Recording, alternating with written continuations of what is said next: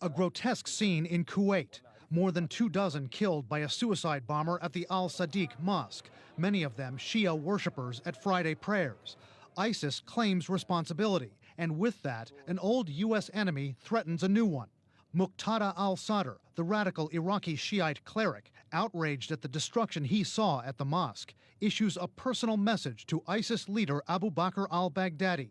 Quote, "O terrorist Abu Bakr, either you reform yourself or we will reform you, along with your followers, by sword." It's a very significant declaration, and it plays right into ISIS's plan. Analysts say ISIS has been trying to bait Shia militias in Iraq, like Sadr's Mahdi army, to attack Sunnis, some of whom side with ISIS, so that ISIS can recruit more Sunnis. The willingness of Muqtada al-Sadr to jump into the fight reminds Lieutenant Colonel Douglas Ollivant, a former combat officer, of the days in the mid-2000s when al-Sadr and his militias were public enemy #1 for American forces. The Sadrists, famously initiated a battle with soldiers from my old unit, the 1st Cavalry Division, in Baghdad in early 2004 in Sadr City. And this began a cycle of violence with the Sadrists in Baghdad, in Najaf, and again, eventually in Basra.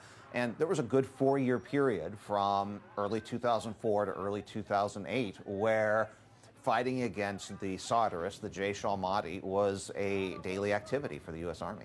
An activity which inflicted significant American casualties.